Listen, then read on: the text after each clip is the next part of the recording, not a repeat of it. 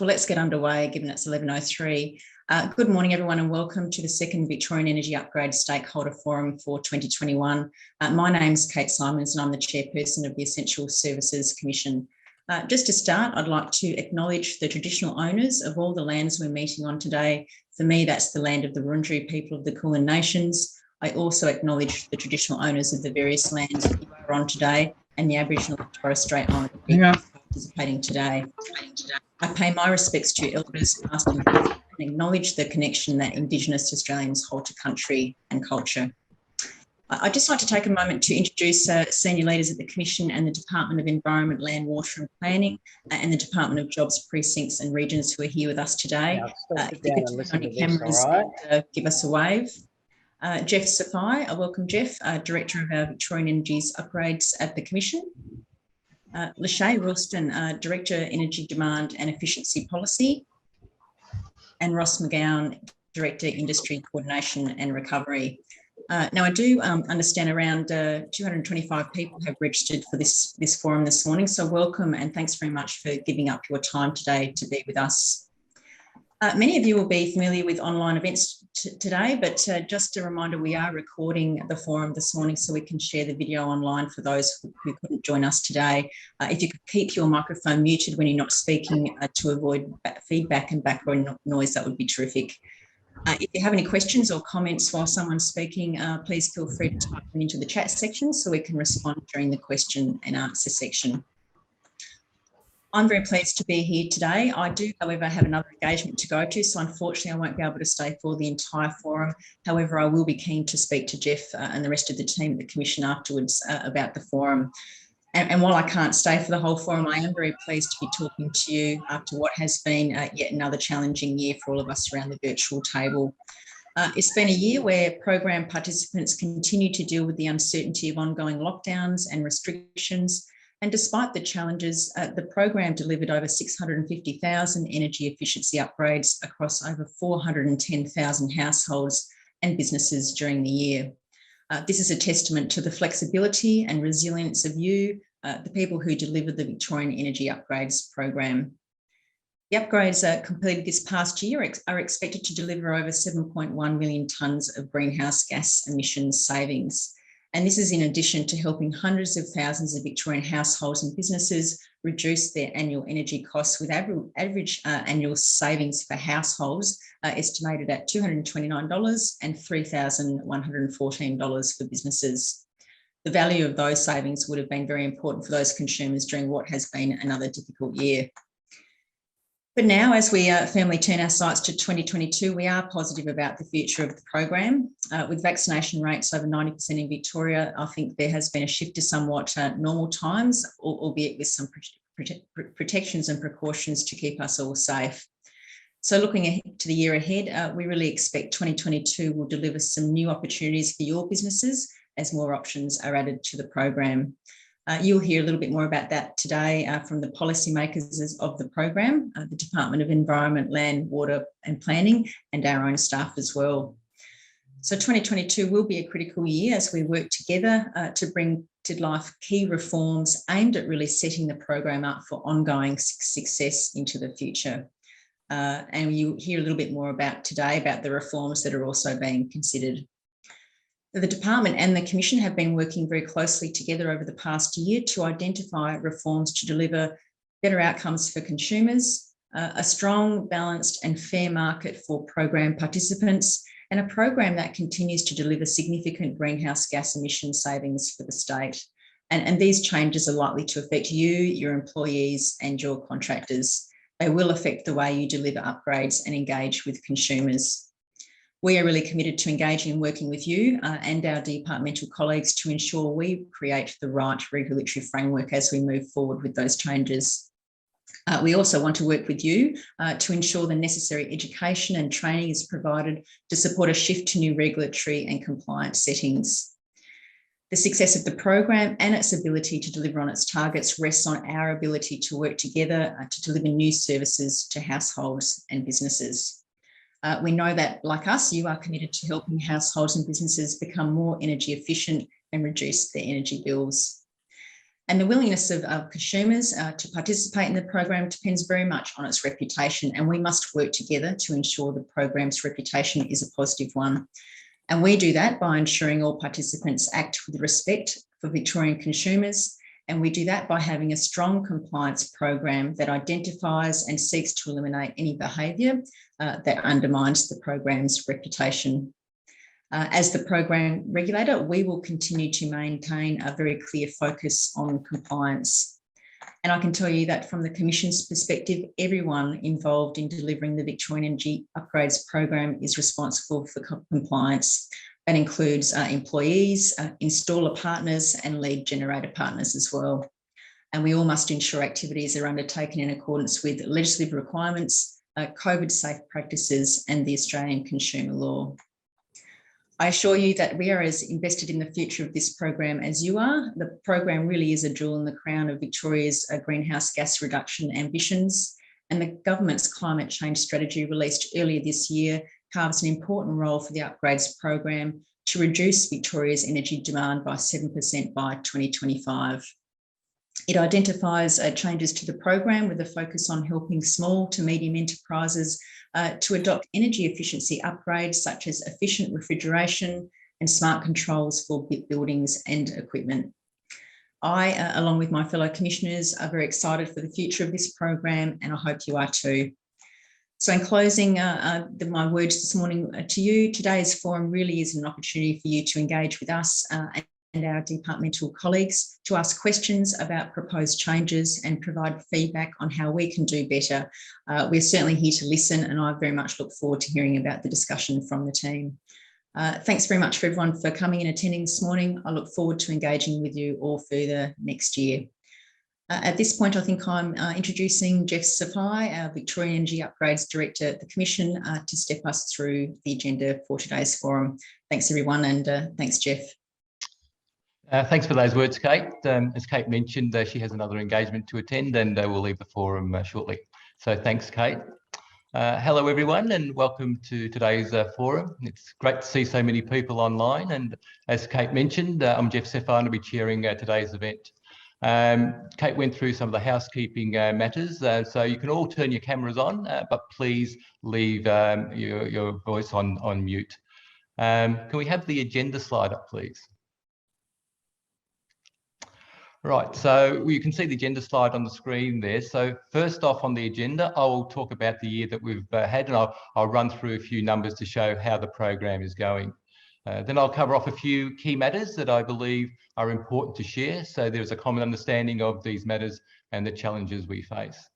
Next, we have Emma Jacobs from the Department of Environment, Land, Water and Planning, and German Ferrando-Miguel from the ESC, who'll give a brief update on the upcoming Code of Conduct reforms. Then we have Alex Atkinson from DELP and Maureen Goey from the ESC, who will discuss the new and revised activities work program expected in 2022. This will be followed by a brief update from Paul Lang of DELP on large energy user reforms. And to finish off, we have a session facilitated by the ESC to gain feedback from all of you on several of the ESC's engagement and information initiatives. As Kate mentioned, we have Ross McGowan from the Department of Jobs, Precincts and Regions. He's with us today. Ross will be available to answer questions during the forum on the current COVID directions and how these may impact the work you do in Victorian premises going forward. The forum will run for about 1.5 hours and we'll finish around 12:30. So we can go to the next slide, please. We will be allocating time for questions after each agenda item. Questions can be asked by the chat function. Questions will be ordered and allocated to the speakers by Adam Williams. So we welcome Adam to the forum. Alternatively, if we have time, you can ask questions directly by putting your hand up in Zoom, turning on your camera when asked and identifying yourself and asking your question.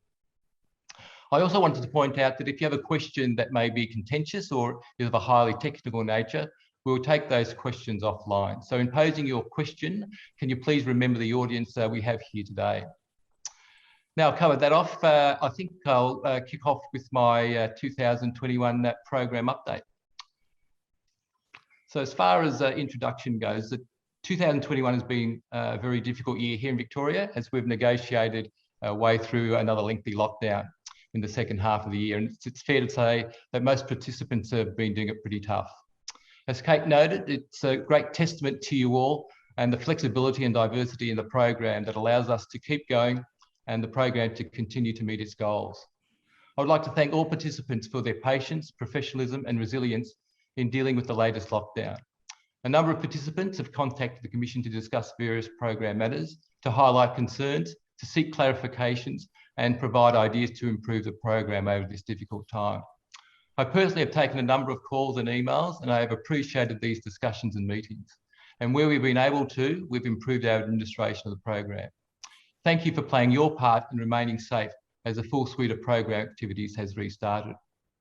I'd also like to thank the staff of the SC who have been administering the program and establishing the new activities during 2021.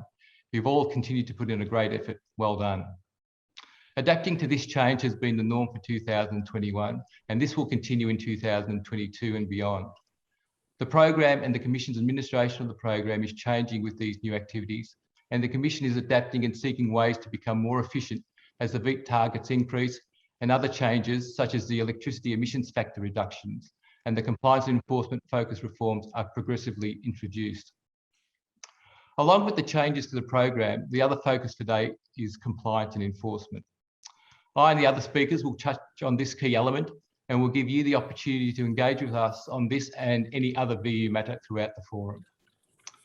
I'll now present a review of the program by numbers, and then I'll touch on several matters the Commission has been dealing with in 2021. Can we have the next slide, please?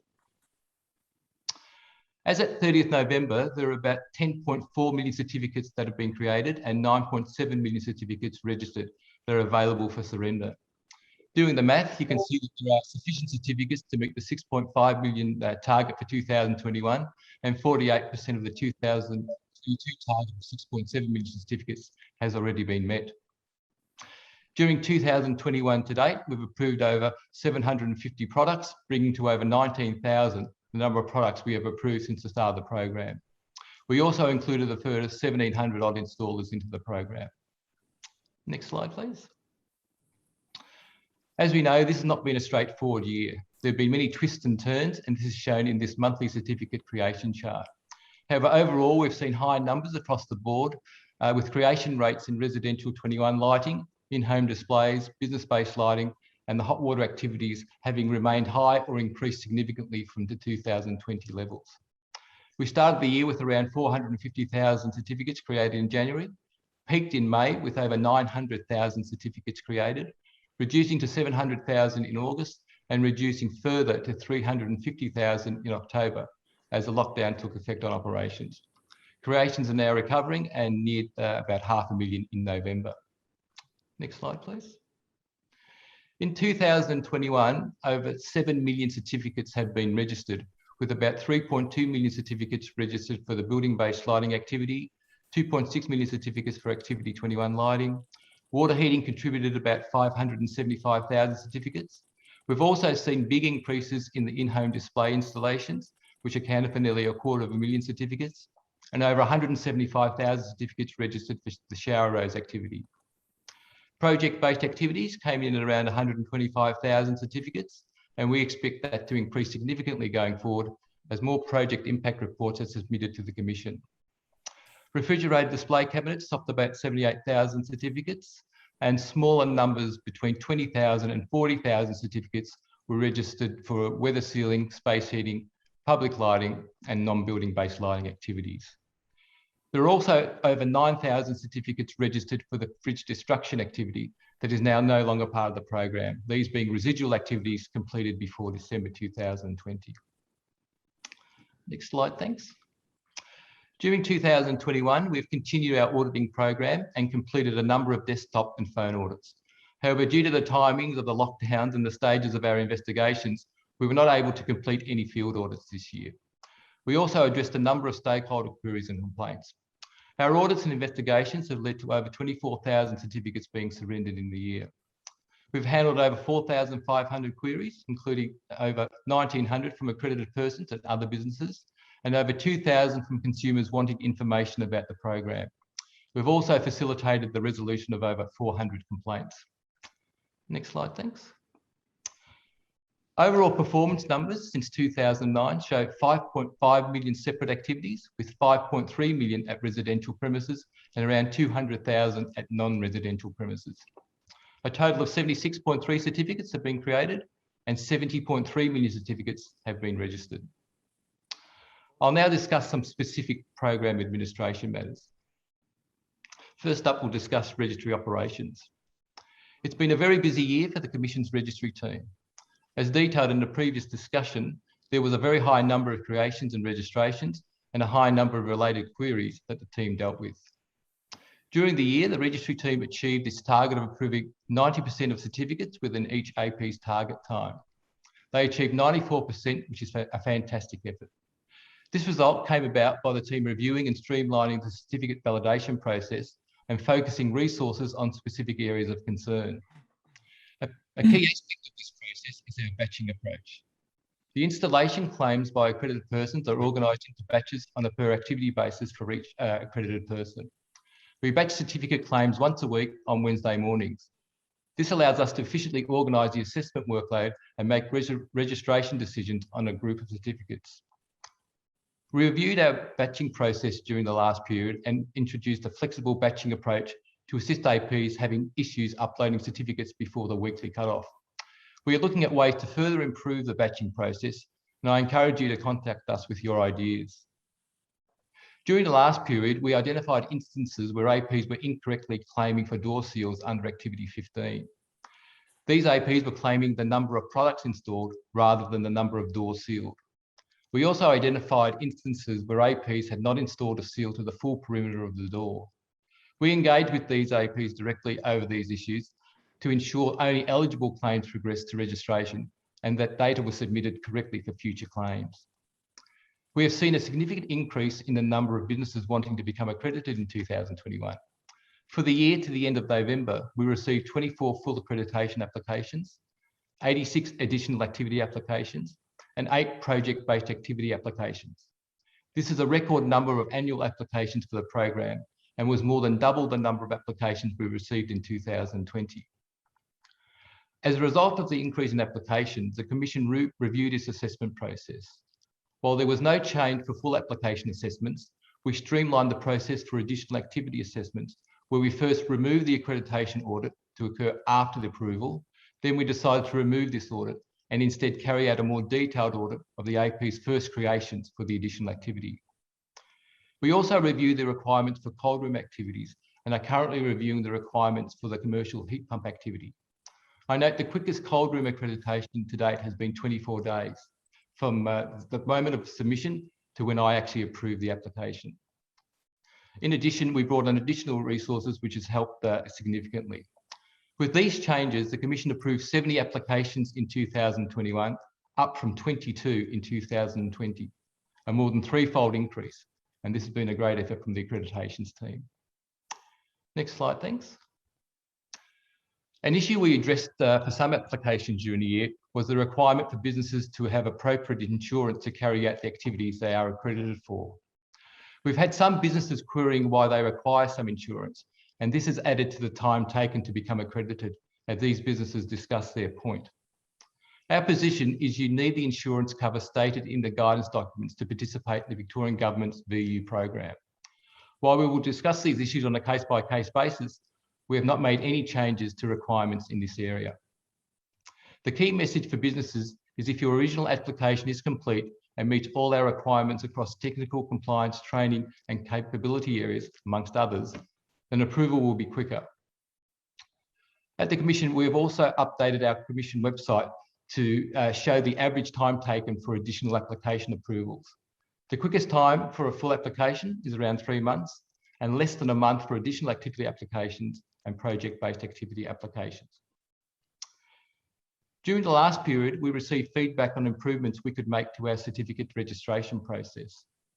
Our assessment process is risk-based, where each activity has a risk category and each AP has a risk rating. These factors determine the type of matters that are targeted for the assessment.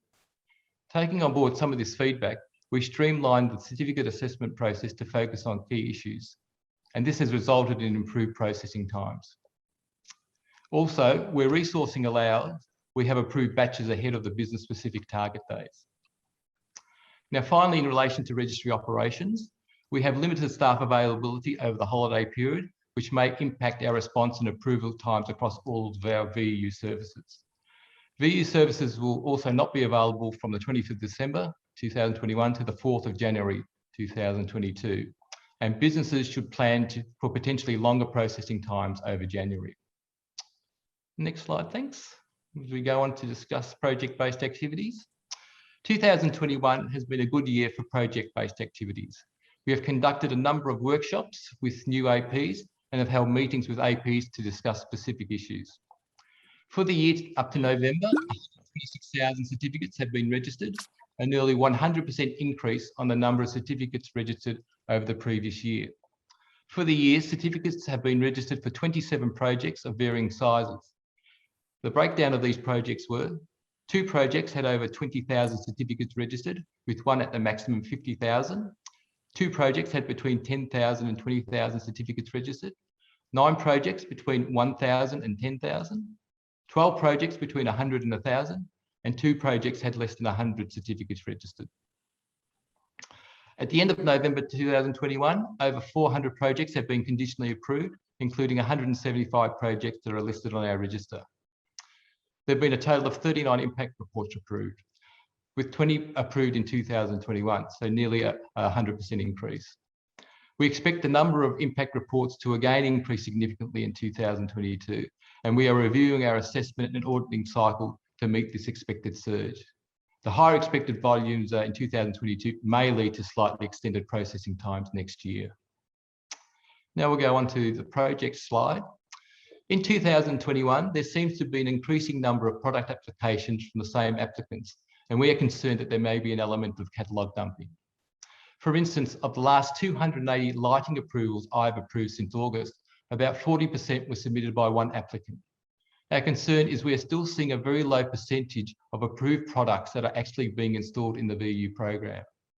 This phenomenon is not isolated to lighting, as we occasionally address expectations from other applicants to complete approvals for a large number of their products.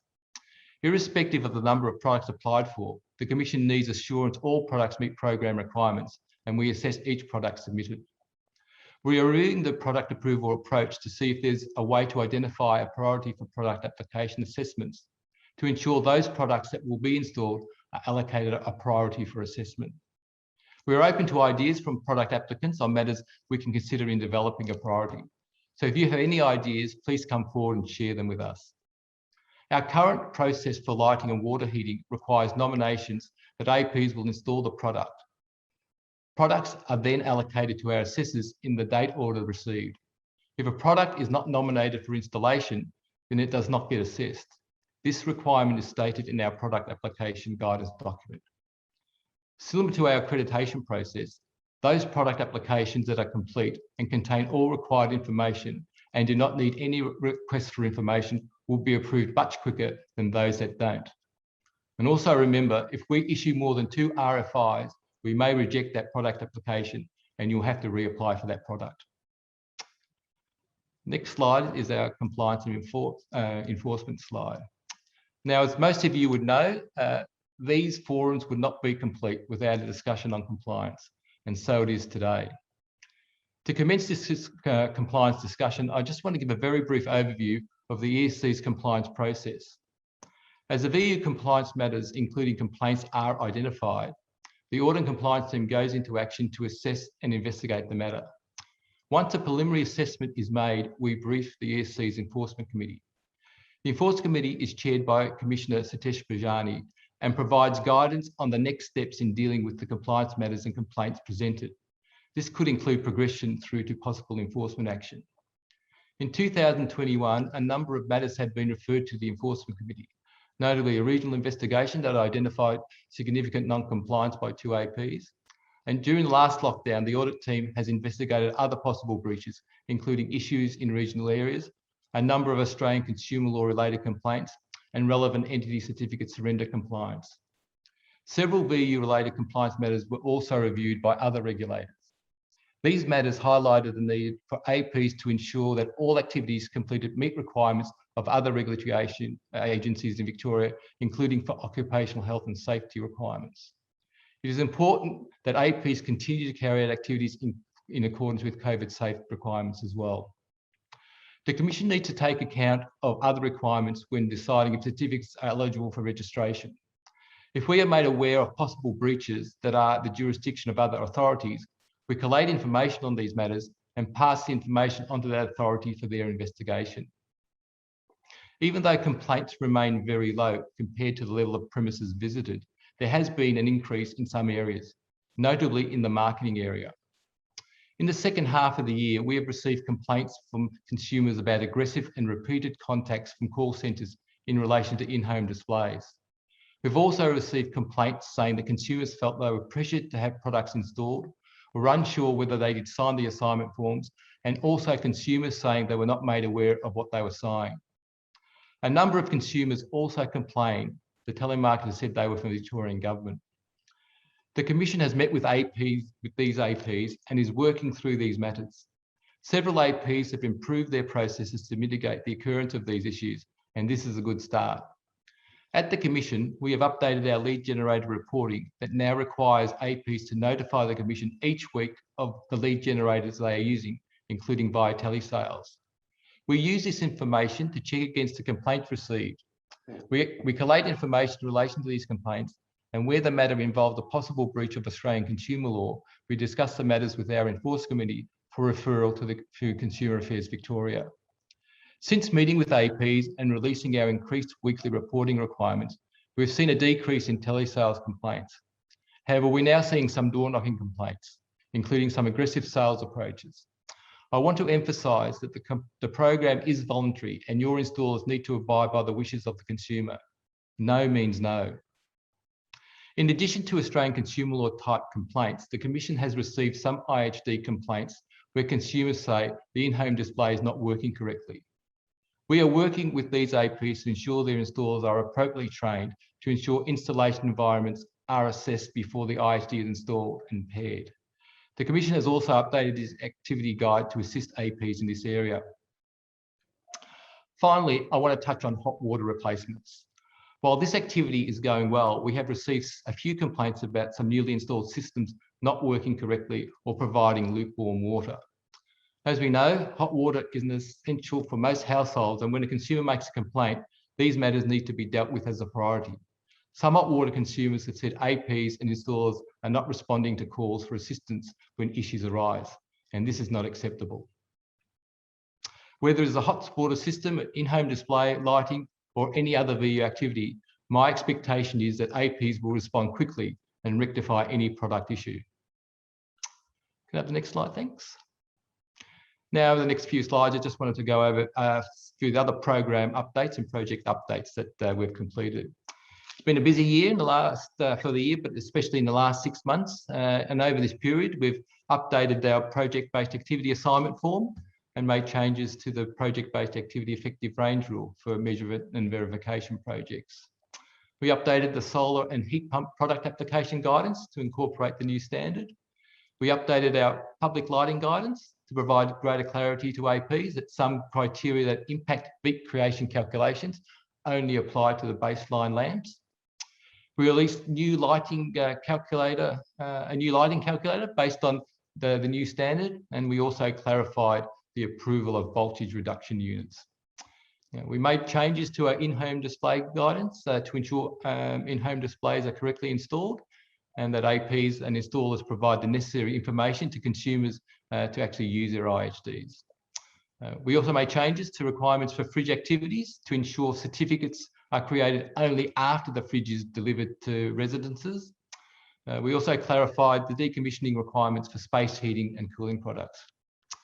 In addition, we clarified that plug-in hot water systems can be decommissioned by registered plumbers where no wiring work is required.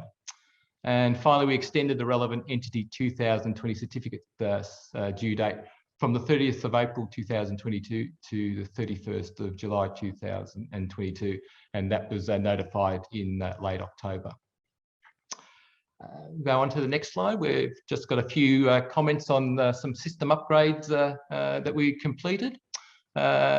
Most of you may know that we had a bit of shutdown over the weekend of the 5th of November, where we updated, or our portal service provider updated our database to the cloud environment, to the Azure cloud environment. We came back online on the Monday the 8th. At the same time, we also increased the memory available for processing to improve the performance of our system. At that time, we also included a capture for using our calculator functions, and we also included shorter inactive timeout times. The changes that we've made thus far have improved system performance during peak periods, but we're also looking at other areas for improvement in the system in the upcoming year. During the period, we also increased the row limit for data queries from 1,000 to 2,000 rows as we saw the performance of the system improving. Finally, as far as system performance goes, I'd just like to ask you for your assistance to assist yourselves and ourselves in using the system, that to maintain this performance, we ask that you actually minimise logins and do not carry out large data searches during the peak daytime periods, and especially during the peak batching period, which occurs on Tuesdays. Now I'd just like to finalise and go to the next slide. Some other areas that we worked on, we obviously prepared our guidance for new cold room and refrigerator cabinet activities. And we're preparing new code of conduct and VDAC reform work that's recently been sort of consulted on. And we're also preparing guidance and updating our systems to introduce new and revised activities in 2022. These items will be discussed a bit later this morning. We also published our VEU 2020 performance report, and we're doing further work to publish program data that will assist industry participants and consumers, and you'll have the opportunity to engage with us on this later today. And finally, we provided regular updates on COVID during the year, including information on COVID safe plans. And as I noted earlier, we've got Ross McGowan here with us today, and he'll be available to answer questions on COVID matters as we go through the forum. So thank you. That brings an end to my presentation, and I can now take some questions. So I'll hand over to Adam, and he can sort of pose the questions. Adam. Thanks very much, Jeff. To all participants, the chat window is open if you want to drop any questions in there. Jeff, there's no questions currently sitting. No questions, so we'll have opportunities throughout the forum to answer any questions. So if time permits, at the end of the session or at the end of all the other agenda items, you can pose those then. So if there's no questions, we can go on to the next item at the agenda. So are there any questions before we move on? Oh, here's one. I've got one here that says, just wondering if there's any data on how long it takes on average to prepare an application. Well, that depends on who the business is doing it. I know that there are some businesses that assist people preparing applications. Well, we've got two types of applications. We've got applications for products and applications for accreditation, but it would all be dependent on the type of application you've got. If that person wants to sort of ask that question, put their hand up. Yes, Jai? Thanks, Jeff. It was very interesting presentation. Thank you for that. It's quite insightful in regards to the efficacy and effectiveness of the program. And I just realized that your program is confined more to existing homes, not to new homes, while the major activity in energy consumption and emission is taking place in new home sector also. Yeah. There are more than 35,000 houses being built in Victoria. Yeah. I'll come to that point later, but first I would like to see that space heating you have mentioned generated only 30,000 certificates, while water heating generated far more, 18 times more than space heating. I don't know why it is so, while the space heating is more than 30% of the total energy consumption in households. So I think there is something gray there, which is not being addressed. Maybe the star rating it's interesting questions that you ask, and so can I ask that with people asking a question that they can actually ask their question sort of explicitly, so because we're obviously on a bit of a time constraint. But yeah, there's 46 different activities within the program and a whole suite of different space heating and water heating. It's just a nature of the types of products that are out there, and probably the ease of installation that goes to that. So yeah, we've got some activities which have got even lower uptake than. Yeah, but I think there is a reason for that, which I want to highlight. Perhaps the star rating. I don't think this is the opportunity now. We're just asking questions. You're making comments there. If you want to make some comments on that, it's probably best if you do that outside of the forum here. Okay. What we're here about is specific questions where you can ask a question and I can give you a specific answer. So I think we'll just move on to the next question. There was another question that came up. Someone wants to put their hand up. Got a couple in chat as well, Jeff. Yeah. Tom has asked if any impact reports being presented during 2020 accounting for COVID. Not sure the. I'm not exactly sure what that means. There was the change with the effective range over COVID, but I'm not aware if any of those cover that particular issue. I don't think we'll be able to answer that question. Yep. I think that'll be a between the APs that may or may not have applied for that and the ESC. I don't think we're able to tell. Thomas, I can see. Yes. There. So yeah, my question was regarding the accounting for COVID. That was a document that was released by the Essential Service Commission and DEL to take COVID in consideration for the preparation of the baseline or the operational in PBA. Okay. And because it was mentioned that the number of impact reports that were approved during 2021, I was wondering how many of those impact report has been using the accounting for COVID methodology. Yeah, Andy just sort of referred to. I don't know the answer to that. Andy, we're not able to determine that, are we? I don't think we're able to answer that question. I don't think that's our place to answer that. Yeah, so yeah, I don't think we can. The question was in relation that we have been using that to assess the project that we have, and we have been observing some things, and I was wondering if the others were observing some other things in the methodology. And that's why my second question is if accounting for COVID will be reviewed or is going to have a revision during 2022 to incorporate more things. Good question. I don't think we can say yes or no to that one.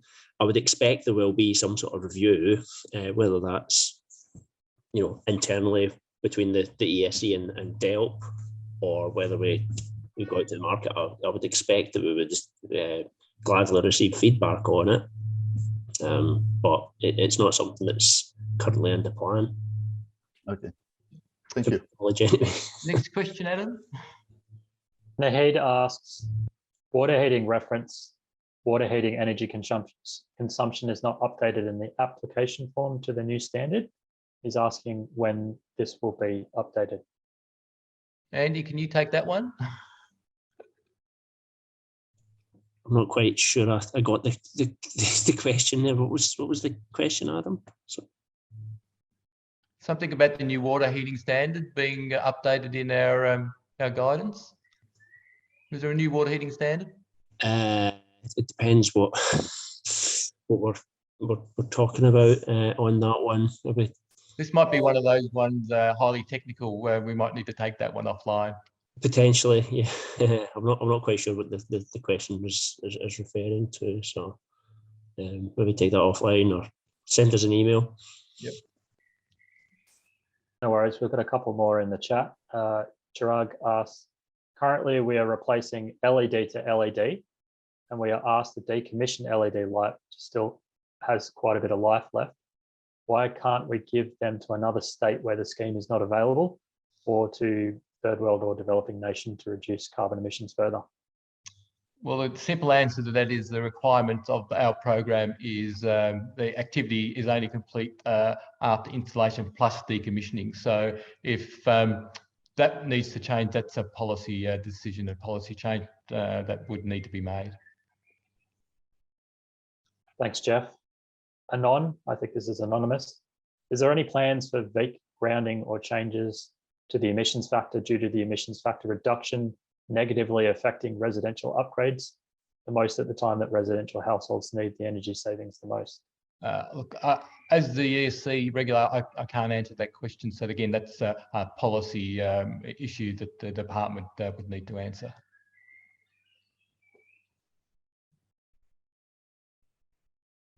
Any more questions, Adam? We might need to sort of go. There's the one from Peter Neal. Is that? Can you see that one from Peter Neal? Or Peter, do you want to put your hand up and ask that question? It's gone now. I can't see it now. I can't respond to it. Did you see a lengthy one, Jeff? If you want me to read it. Yeah, might as well. This might be the last one. Yeah, I'd say last one. So thanking you for the update on IHD compliance. In the letter sent to APs on 6 October, it was stated that if the non-compliant behaviour continued, it could result in the removal of the activity from the scheme. Peter states we're still receiving a large number of complaints from consumers to our support desk and on our social media channels, and therefore remain concerned as to the ongoing availability of the activity. Please, can the ESC update on whether activity removal is still on the table? Thanks.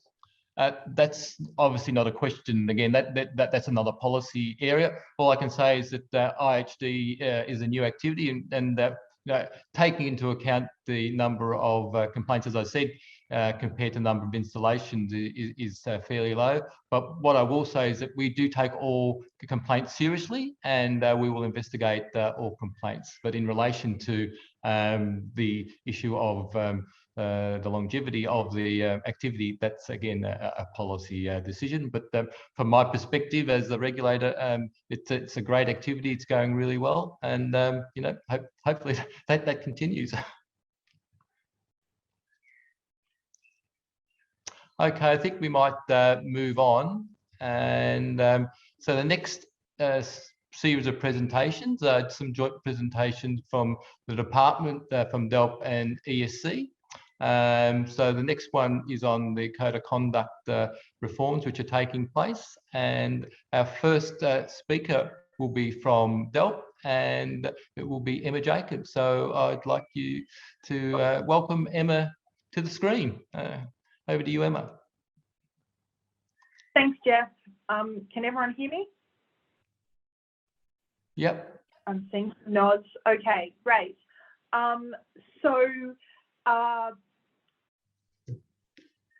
From my perspective, this is going to be a fairly brief update, just covering what we discussed in the for those of you who are able to attend the forum on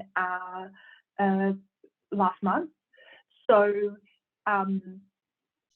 we're consultation closed for that on the 28th of November, or 25th of November, sorry, and we're still going through those responses. Thank you very much to everyone who wrote in a submission. And we will be publishing a response to consultation shortly that will provide an update on the code of conduct. But in the interim, I'll just recap what the consultation covered. So if we can just jump to the next slide. So yeah, I guess we just wanted to focus on why a code of conduct, and I guess a big part of that is that the reputation of the scheme is really important to the success of the scheme. And when we did market research at the end of last year and the start of this year, we spoke to more than 2,000 people about the program. And the VEU program the name is increasingly recognised, and but because a lot of people do end up having interactions with door knockers or telemarketers that they're a little bit uncomfortable with, often people are a little bit unsure whether it's something they should be. Consumers are a little bit unsure about whether it is something that they should be participating in, and so making sure we as DELP and the ESC have the power to remove those people who are doing the wrong thing will make it easier for everyone else, the vast majority of providers who are doing the right thing, because you guys rely on the reputation of the program to be able to say, this is a quality product that I'm installing, this is going to save you money. You can trust the person who's coming to you to sell this product, and that trust is really undercut by consumers having experiences like aggressive door knockers or multiple repeated telemarketer calls that appear kind of scammy to the average consumer. So as I think Jeff alluded to earlier in his presentation, the number of complaints that we get for the program per 10,000 installations it's really just a handful of complaints per 10,000 installations, but it has been increasing over the last couple of years. And so we do want to take action to address that. And we're also in a point of transition for the program where, as we move away from free and low-cost products to deeper retrofits, things like water heating and space heating, those services become more essential to consumers. And so we need to make sure that we've got appropriate consumer protections in place to make sure that consumers understand their rights and know how to complain if their water heater isn't installed properly, etc. So the code of conduct will set a minimum baseline for people to access financial incentives under the VU program. It's really broadly consistent with Australian consumer law. And so it's things most people should be doing anyway. They're meeting their legal obligations under Australian consumer law, but it will make sure that those people who are not complying with Australian consumer law aren't able to financially benefit from the VU program. Apologies. Can we just jump to the next slide, please, Jason? So just to recap, and for those of you who weren't able to attend last month's webinar or haven't engaged in the consultation so far, just to recap some of the key requirements in that consumer journey. One of the key ones will be the marketing of the program, as we've touched on. The second one is around the contractual stage of the process. So are consumers provided with information?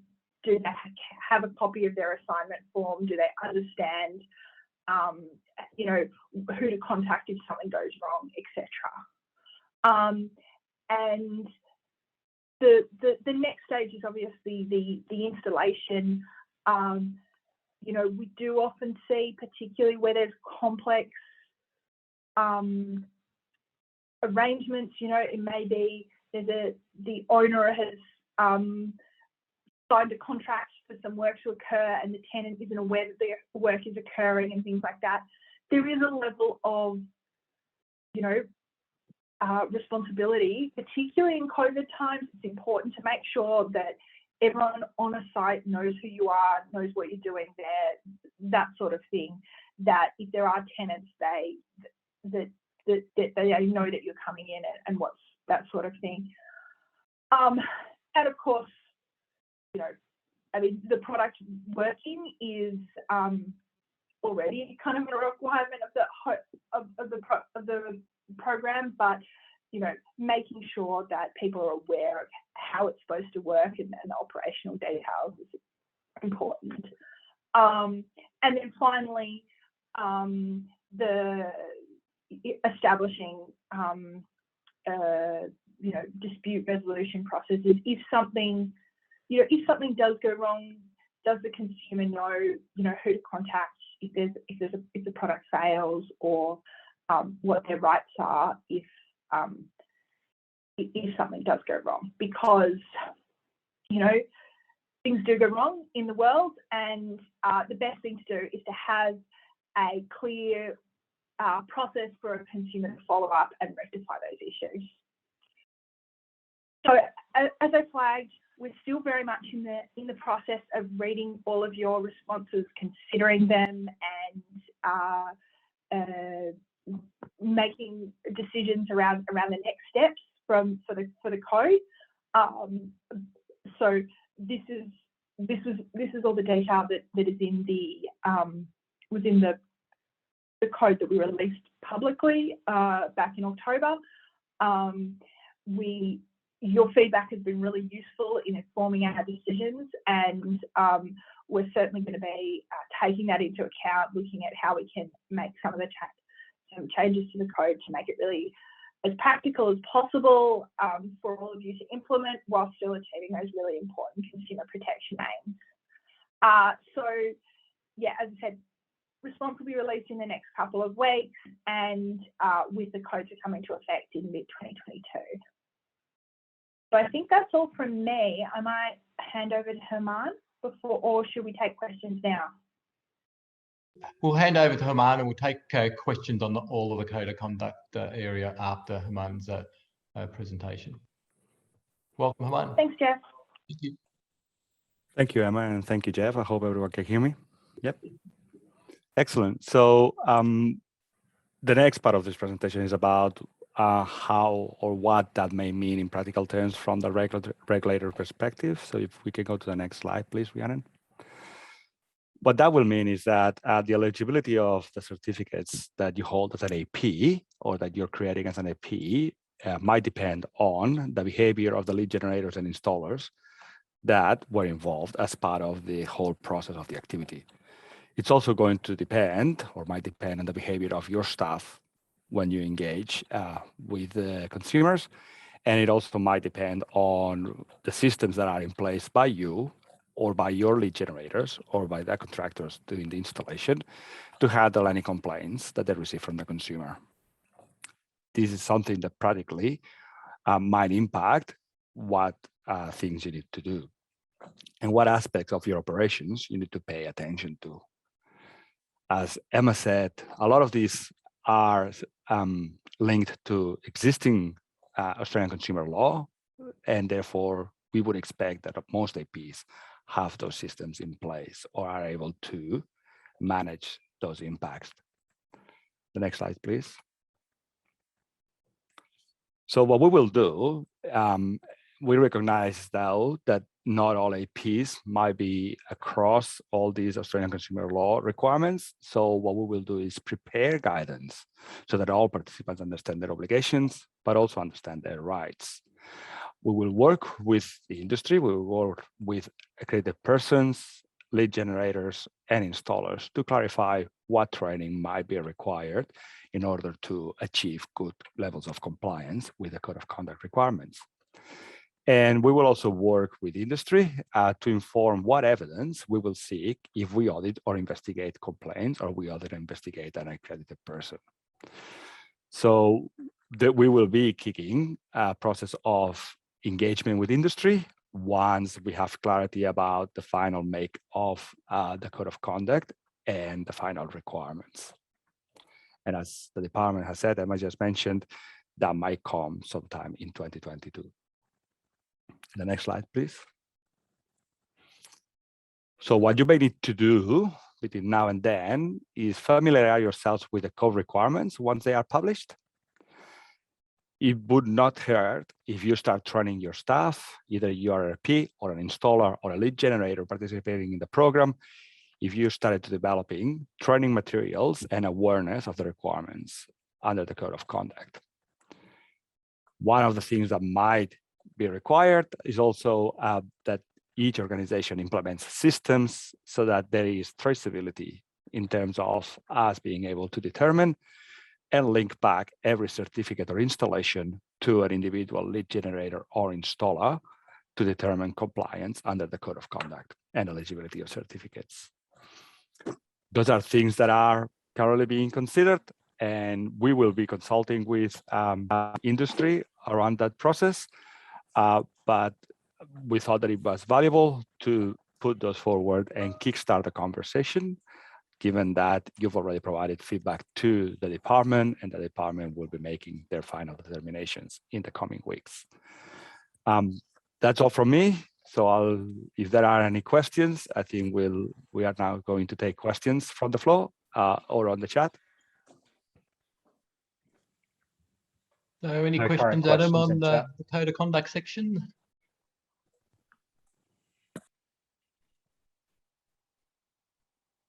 No questions? Anyone want to put their hand up and ask a question directly? There we go.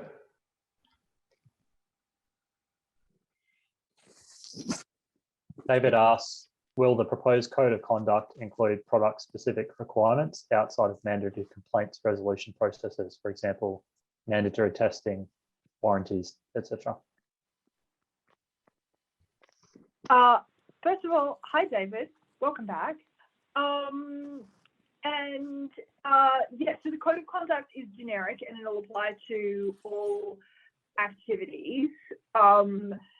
Where we think there are specific, so there are already a number of activities that have specific, I guess, consumer protection requirements like warranties or particular testing requirements in them, and we'll continue to embed those as appropriate, but we're not proposing to apply a generic requirement that applies to all activities in the current code.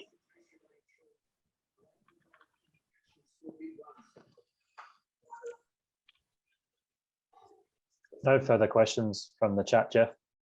Okay, well, if there's no further questions, I think we'll go on to the next series of brief presentations on the new activities. And first up, we've got Alex Atkinson from DELP, who'll be followed by Maureen from the ESC. Over to you, Alex.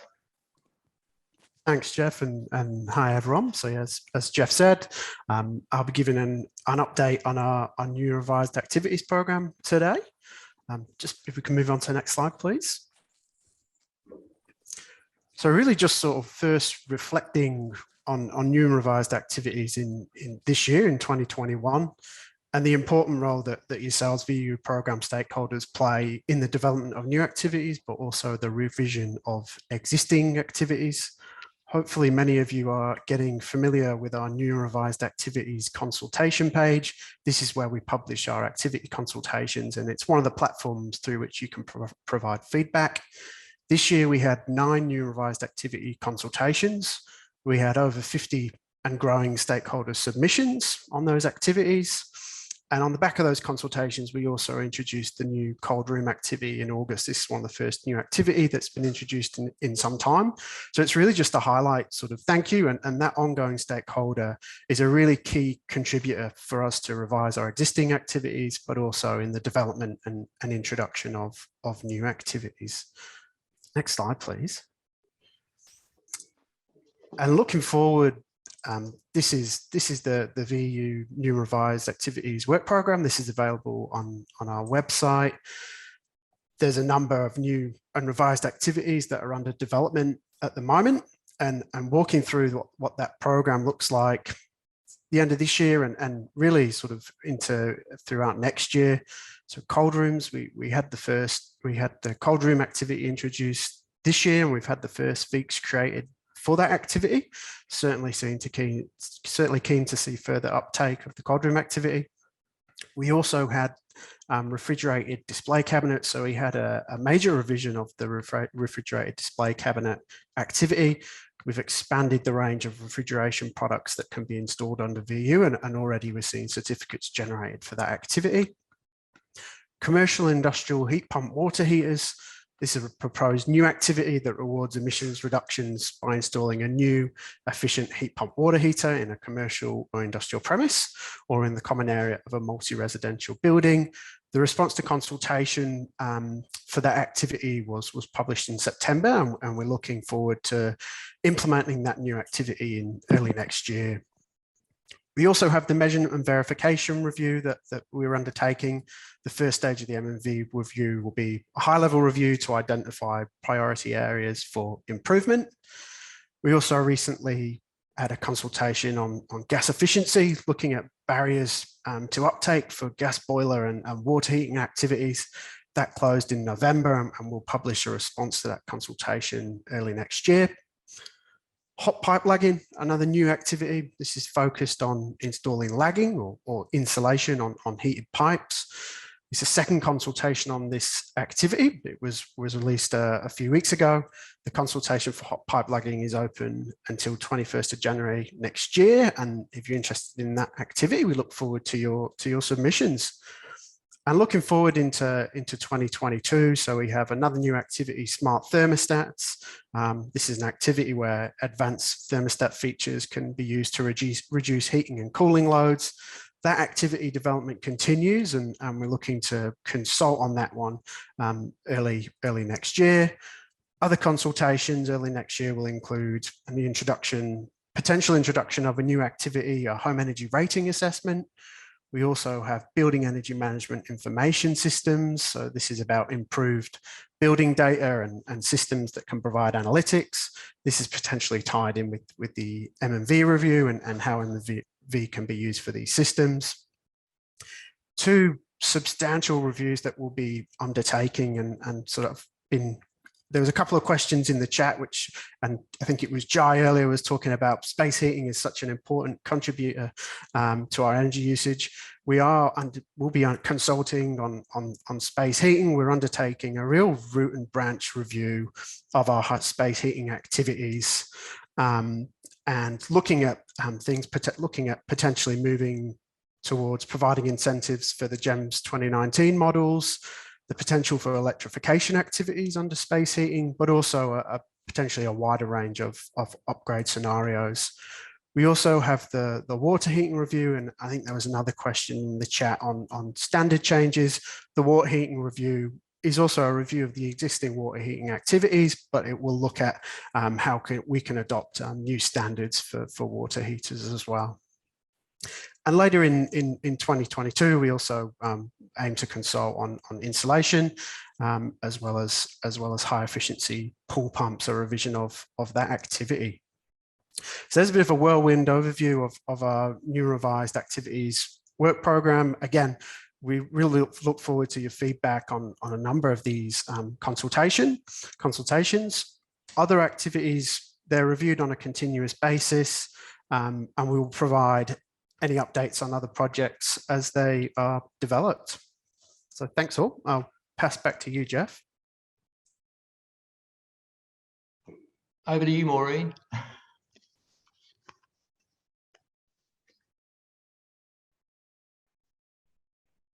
You there, Maureen?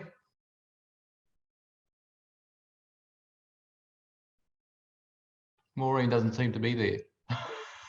Sorry, I was just trying to find the unmute button. My mouse is going a bit crazy, unfortunately, because I have two screens happening. Afternoon, everyone. It's great to see so many people attending the forum today, and I really look forward to a time when we can hopefully catch up in person at a forum in the future. So in my presentation today, I will provide a brief update on the changes to VU activities, which have been delivered by the Commission over this year, the changes we are planning to implement early next year, and our proposed implementation approach going forward. Next slide, please. So just to recap, in 2021, we implemented, 4 legislative changes to the program. We implemented changes to the building-based lighting upgrade on the 1st of April to align with the National Construction Code for the J6 upgrades, as well as to reduce the high intensity discharge incentive for non-J6 upgrades.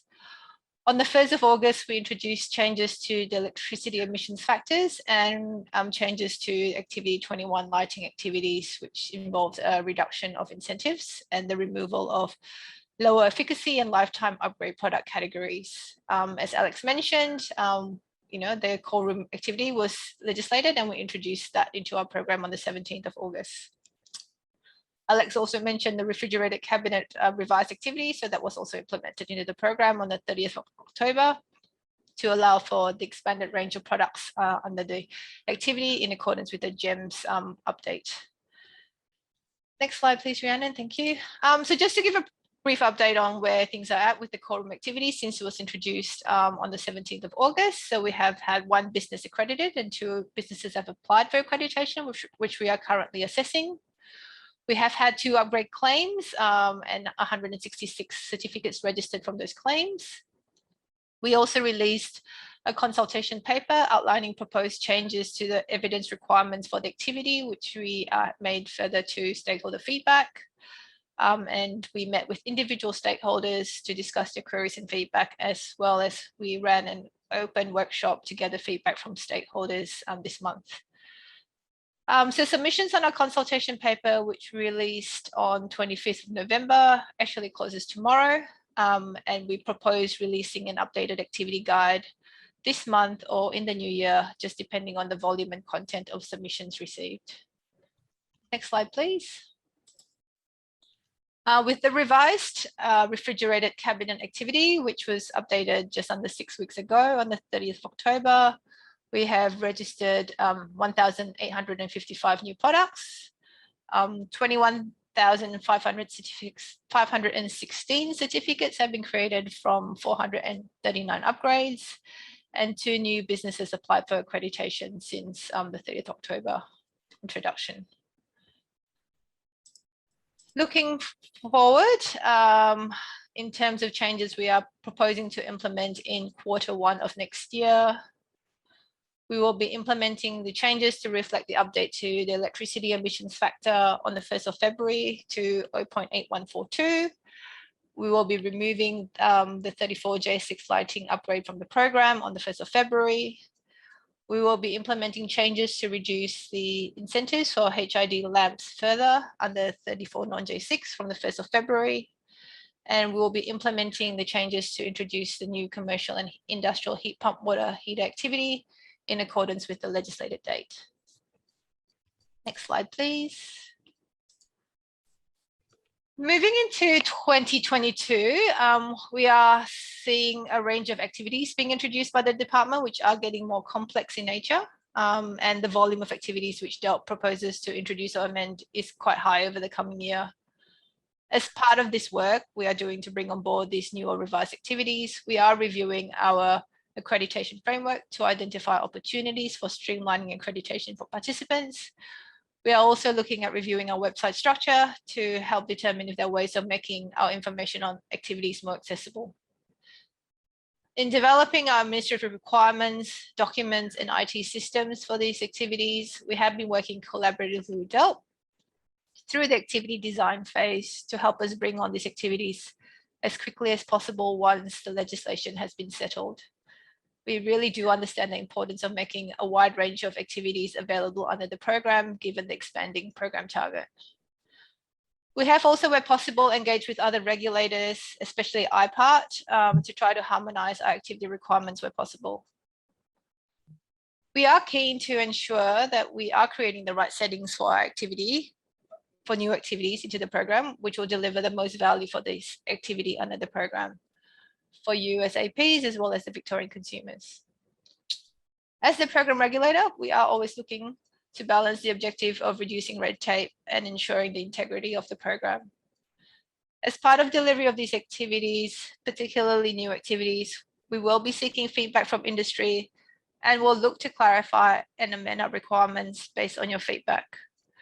We really value the practical insight that stakeholders like yourself bring to the table in helping us refine our activity requirements. As noted in my core activity update, stakeholder feedback has been critical in helping us refine our evidence requirements for this activity.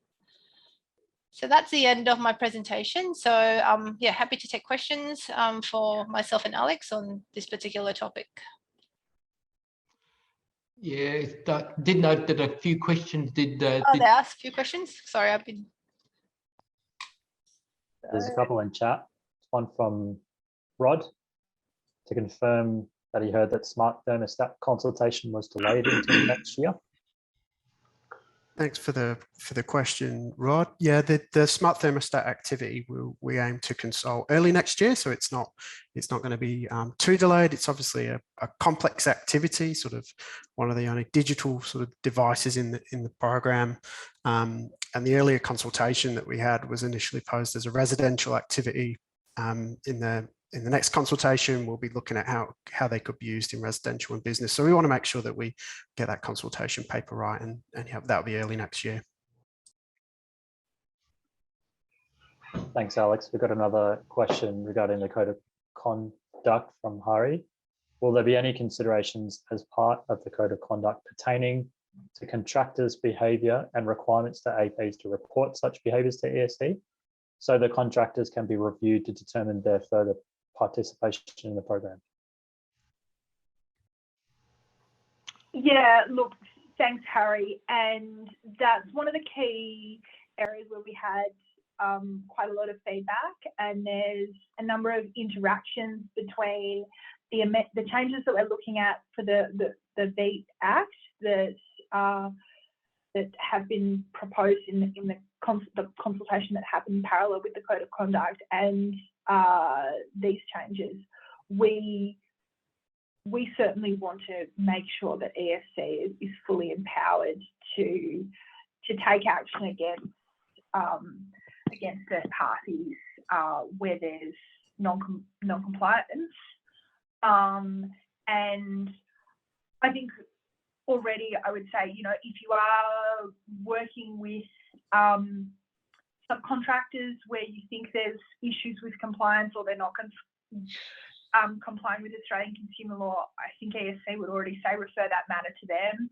They have some limitations in their existing powers, but the more that the regulator knows, the better they'll be empowered to make sure everyone in the scheme is doing the right thing. I believe Enrico, you've got your hand up. Yeah, I just wanted to ask a question in relation to the activity proposed in 2022. That's the Building Energy Management Information System. Is this linked to new replacements, or is it just optimizing the existing PMSs for energy efficiency? Thanks for the question, Enrico. I think it's probably a mixture of a number of things. We did have an initial consultation paper on building energy management information systems at the beginning of this year, and there was a couple of different ways, you know, installing new equipment, add-ons to BMSs. That's what was proposed behind that activity in the initial consultation. We're doing further work and further developing really what that activity looks like. So we'll provide more detail over time. And I think, as noted, one of the things in that consultation that was brought up is we proposed a deemed sort of hybrid M&V method, and it may be an activity that's more suited to our measurement and verification activity. So we'll be reviewing it and we'll consult on it in due time. Thank you. Thanks, Alex. There's one last question in the chat from Martin. Can the ESA provide, what period of a warranty does the AP need to provide a consumer? In particular, does an AP need to warrant a product for the entire length of the abatement life, such as 10 years? Jeffy, I'm not sure who can answer that question. Warranty's always been an issue that we've had a few questions out over the years. I think we need to sort of take that one offline because it will sort of depend on a number of factors in relation to what the product is and so forth. So not sure if there's any other ESC managers there who could sort of provide any other information on that, but I don't have an answer at the ready at the moment for that question. I'm happy to jump in just briefly here, Jeff. You know, I think there are some activities where the ceiling is the one that jumps to mind immediately for me, where there's a specific warranty requirement that's part of the product registration requirements, and is required to install the activity as installed. For other activities where the VEET Act is silent on warranties, it would be the requirements that are under the Australian consumer law. So the Australian consumer law sets out a range of requirements, typically based on the value of the product, around what sort of periods you have for to expect the product to remain working. Thanks, Emma. A few more questions just came up in response to that, or were they other questions, Adam? Another question regarding complaints. Akshay asks, how will ESE respond to a complaint from the consumer if the product install is out of warranty? So that's a good question. We do get quite a few of those. I suppose that the strict answer to that question is that we have limited powers to respond. What we try to do is to facilitate an outcome for that complainant. So we don't have any powers, and if something is out of warranty, according to Australian consumer law, it is out of warranty. But you know, we haven't had many of them, but we have had probably 5 or 10 over the last 5 or 10 years, and so we just assess them on a case-by-case basis to see if we can facilitate an outcome for the consumer. Thanks, Jeff. We have another question from Ian. Industry is generally aware that Schedule 34J6 activity ceases Q1 2022 and changes to non-J6 HID requirements. Can you clarify Schedule 34 non-J6 lighting activity for commercial lighting will continue? If so, for how long? With outlining some confusion in the market and seeking some clarification. I'll take that one. Thanks, Adam. So thanks, Ian, for your question. We consulted on the changes to lighting activities way back in the end of 2019 and released a response to consultation last year. It is true that Part 34 lighting activities will change going forward. Come the end of January 2023, Part 34 activities will still be there, but you will only, from memory, you'll only be able to replace LED tubes and non-integrated CFLs. So worth going back to that consultation response and having a look again. There's been no changes to that response and we will be consulting next year on efficacy requirements for those replacement products installed under Part 34.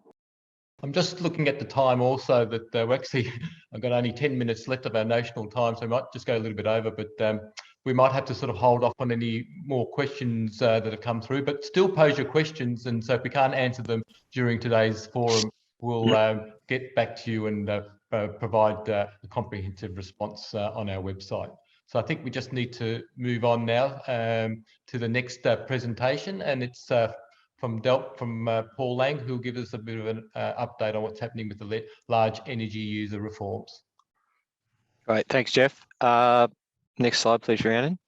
So as a lot of people will know, we're currently reviewing the definition and the treatment of large energy users under the scheme. So a lot of people will know that under a previous EPA EREP program, a number of sites were excluded from the program. With that program, the EPA program finishing in 2013, we're long overdue for a change to that exemption framework, and we've been working through that. There was some consultation done late 2019, 2020 through at the same time as the target setting for VU was done on the changes. The feedback from that consultation on the exemption changes was that it was pretty broadly supportive of what had been proposed. And we've made a slight tweak to it, but essentially we're looking for all sites to come into the program with certain sites being able to opt out if they use over 100 terajoules of energy per year across electricity or gas, undertake manufacturing, mining or agricultural activities, which can be seen to be energy intensive trade exposed activities. So that's the reason behind that, and demonstrate best practice in energy management, either through ISO 50001, the international standard for energy management, or an alternative energy management scheme, which we will work with industry and government and the EEC to come up with an alternative through the implementation phase in the coming years. We're looking to provide transitional support for businesses, both those that are implementing energy management systems and those that will be coming into the scheme, looking to help those businesses upgrade their premises through VU activities. Next slide, please, Rhiannon. So we're still hopeful of getting to, we've been working very hard to get our consultation done this year. We have been finalising all of our draft regulations, our approvals through Better Regulation Victoria for the regulatory impact statement. We're very close to getting everything sorted. We are still hoping to launch in I guess late December with the consultation through January and into early February, so that the consultation can be launched in, I guess, a non-blackout period that can be the holiday period of the first weeks of January. So that's what we're hoping. So watch this space. We will let you know once we all go with that. But if we do go later, we will obviously have a substantial or the right amount of time to do that consultation, which will include a webinar forum specifically on the changes, and then targeted consultations with a number of different stakeholder groups, both on this forum and in other forums that we deal with. We are looking at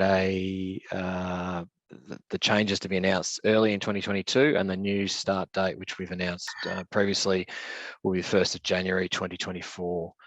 We are keen to keep to that date and start the program at that stage and do the implementation and transition through 2022 and 2023. So currently there's no new requirements in the current exemption framework for businesses that are currently exempt. There is the option to opt in and create certificates before 2024.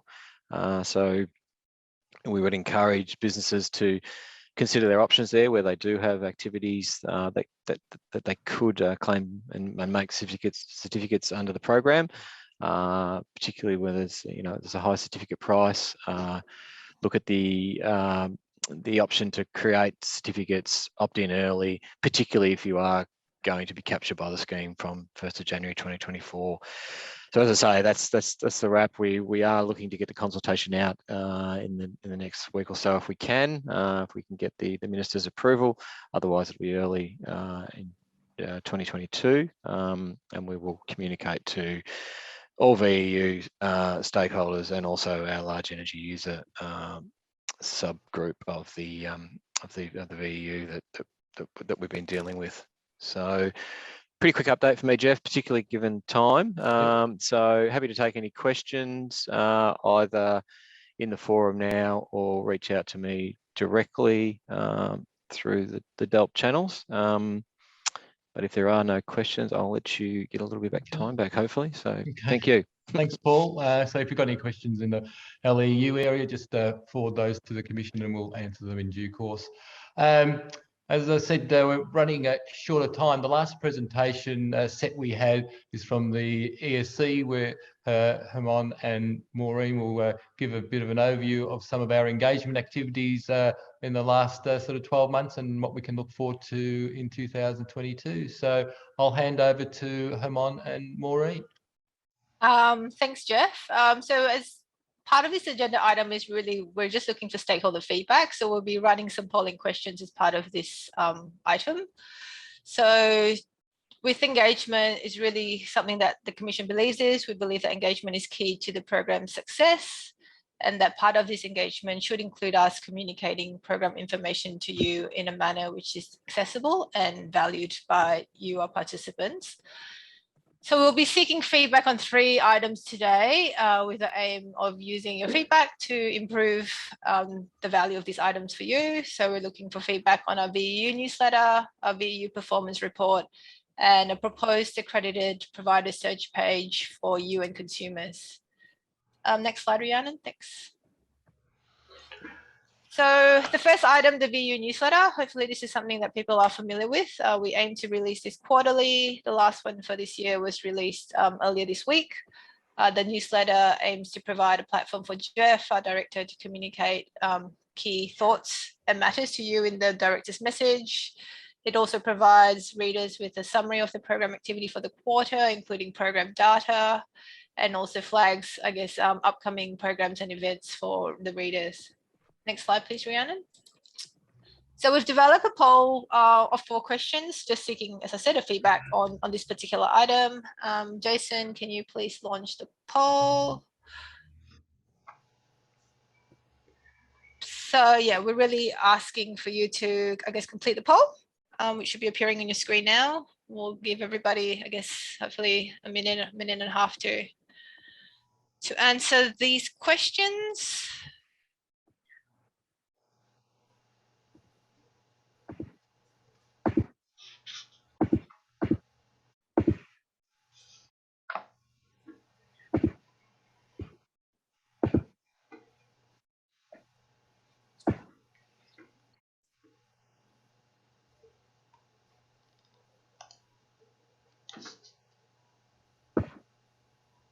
Are we looking, Jason?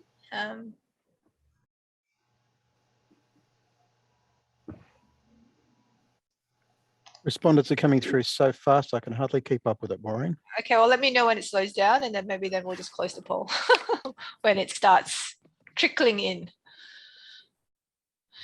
So we're at about 50% of respondents so far. Okay, maybe just another 10 seconds, maybe. I won't do a countdown, but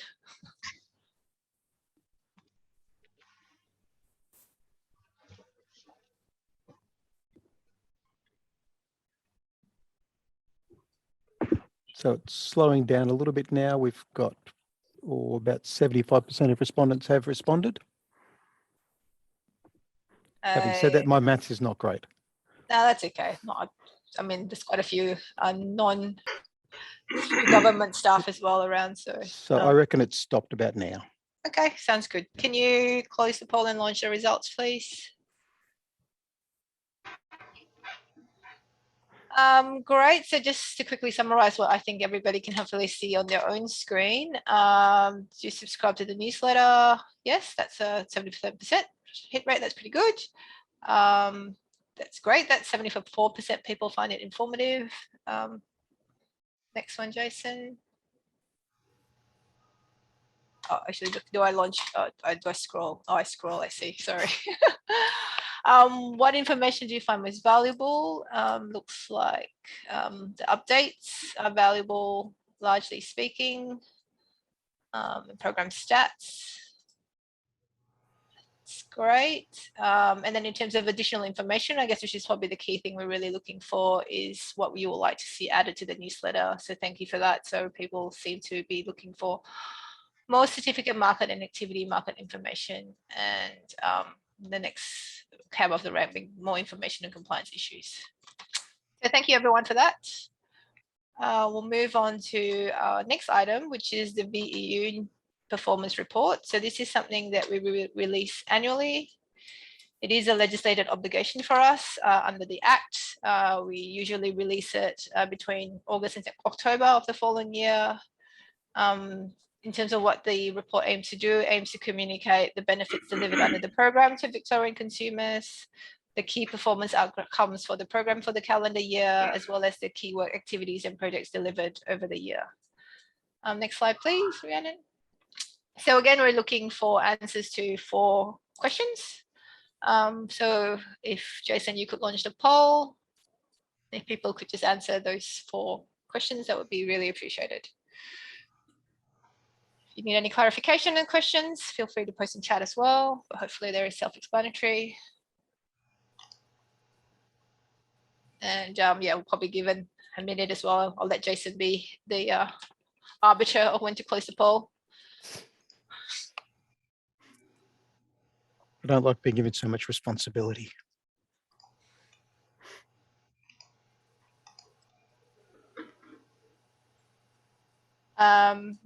Meanwhile, there is a question that I will take while people are filling in their poll results. The gas and electricity reduction rates.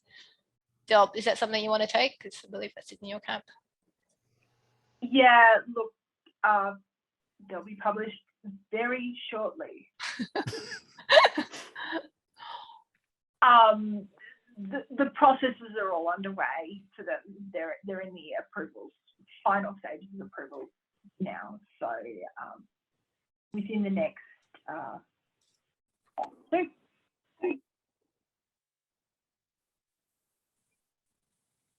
are we going, Jason? Yep, we've got, oh, I'll give it about another 5 seconds, I reckon, then we should be good to go. Sounds good. Yep, I think we've slowed down dramatically. I reckon I'll end the poll now.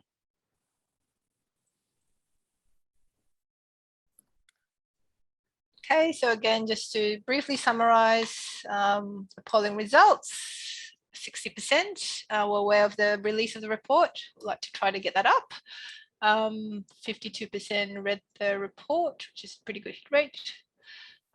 In terms of what people found was valuable, seems to be fairly evenly distributed really across the different information pieces, I guess. And critically, how could we improve the performance report? Oh, it's good that not too many people think we need to make it shorter, but more program data, case studies seems to be the key things people are looking for. So yeah, very much appreciate those responses. And now I'll hand over to Haman to seek feedback on the last item. Thank you, Maureen. I hope that everybody can hear me okay. Another initiative that we want to seek feedback on and we want to try to implement over the coming year is the ability or provide ability for consumers to identify which AP or whether the person that's representing an AP at their doorstep and checked whether that business name is actually an accredited person. And the other one is find consumers what accredited persons are active in their area for the upgrade that they want. So give information to consumers that enable them to make decisions and take the lead on seeking upgrades under the program. The first one is the next slide, please, Rhiannon. So the first option is making it easier for businesses or for people to find out whether businesses are accredited. We're considering a customized view for a mobile phone layout so that the consumer that's at the doorstep or picking up the phone can use their phone to check whether the name is really an accredited person. There's an ability to search by name, and there's different ways that we can refine the information. So we have a number of questions on that. And Jason, can you please launch the poll? What we're asking is whether you think that we should display all APs in that list, or just the APs that have been active over the last year, or just the APs that have been active over the last 5 years. We're also asking you to let us know whether you think that additional information should be provided next to the name of the AP to help inform the decision by the consumer rather than just the name of the AP. So whether it's the latest installation date, an upgrade category, or the number of installations that they've done.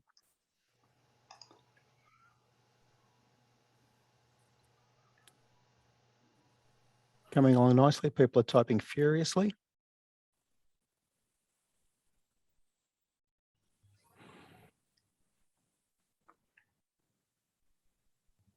And I reckon we're starting to slow down. Give it another about 5 seconds.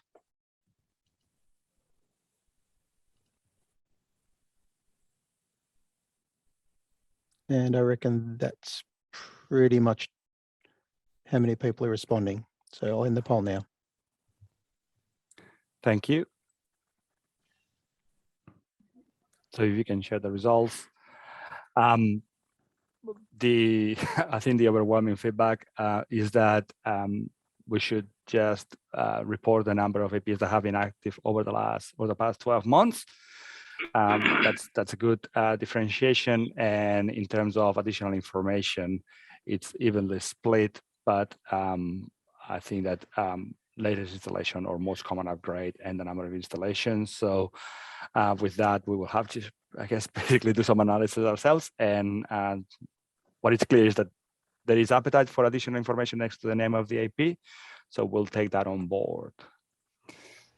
The next one is a more comprehensive web-based search page, and that would enable not just consumers to identify which AP has been active in their area for a particular upgrade, but it might also be valuable for APs to use and identify what is the level of activity over a period of time for certain upgrades in certain areas. So, which is also another information gap that you have shared with the department during the VDI review process. So this will be a very basic and tentative layout of what a web page might look like. There are a number of questions that we would like to engage with you about and get your feedback on. The first question would be about the period of time that should be used to determine what information is displayed, whether it should be in the past 3 months or the past 6 months or the past 12 months. If you can launch the poll, please. I'll keep talking over the poll and give people more time to respond. The next question that we have is in the type of upgrade section, which would be the one on the left-hand side of the search field, whether we just stick to the type of upgrade or we go down to the individual activity type. So for example, for gas efficiency, we have one category, but there are 5 different activities under gas efficiency. And the same thing for water heating. There are multiple activities for water heating. So would you like the information or the search function to stay at the higher level or go down to the lower level? The next question is then about the location, whether you want a very targeted location capability going down to the postcode level, or in terms of searching availability, a regional or a council area would be enough, or do you want to go down to the suburb or the township level? And the last piece of information that we would like, or feedback that we would like from you, is whether you think that what information we should display next to the name of the AP. At this moment in time, we're considering there's already a website in our VU registry site that indicates the contact details of APs, but we could replicate those here, or we could instead have the number of installations and the last update installation to give an indication to consumers about the level of activity and whether that AP is active or not in their area and to what degree. So if you can let me know, Jason, about the rate of response, that would be great. Yep, just slowing down now, mate. I'll give it another 5 seconds. And I reckon that'll about do it. No movement. Thank you, Jason. So again, thank you all for responding to all these questions. These are very valuable information for us, and it's clear that you prefer a 12-month activity period, and that you also prefer to have some sort of drop-down menu and the ability for the user to choose whether they stay at a high level or go down to the individual activity level. In terms of the location aspect, the postcode preference seems to be dominating. So we will investigate the opportunity for that. And in terms of additional information, most of you seem to prefer the phone number and email contact details, but there's also a significant number that would like to see the latest installation and number of installations displayed. So thank you again. We'll take all these responses on board to finalize the design of this facility, of these search pages, and enable greater transparency and greater information flow with consumers and APs. So I'll hand it back to you, Jeff, for final farewells. Well, thanks for that. And that's a really good sort of interaction there with those poll questions. And thanks everyone for participating in that sort of a new initiative we decided to initiate with this forum. It's now 12:41. We've just run a little bit over time. We've got sort of a round number of 12:45 I've got in my mind. So I'm just going to sort of open it up if there are any last questions that people want to ask before we close off in 3 or 4 minutes time. I noticed that a few questions did come up during that last poll. Adam, do you just want to pose those, and we might just answer those if we can just before 12:45. Yeah, sure. Jeff, we've got a question that's been there for a moment from Mohammed. I don't know, Jack, did we want to take this on notice, or are you happy to answer it now?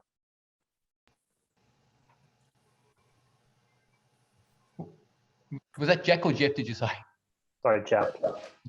Thanks, Adam. I can see the question there about site refurbishment and lighting upgrades. I don't think I could provide advice on this. It's really up to the AP to upgrades in appropriate and in a compliant way. So I'll leave that question there. I think if you wish to send us an email about that question, feel free. Thanks, Jeff. We've got a couple of questions from Martin. Can the ESC confirm that the 2 current app-based IHDs have internal lithium batteries, which when they cease to operate, the IHDs must be thrown out? Can the ESC confirm they're aware of this and whether IHDs should have replaceable batteries? I'll take this one. That's probably a technical question that we'll have to take on notice.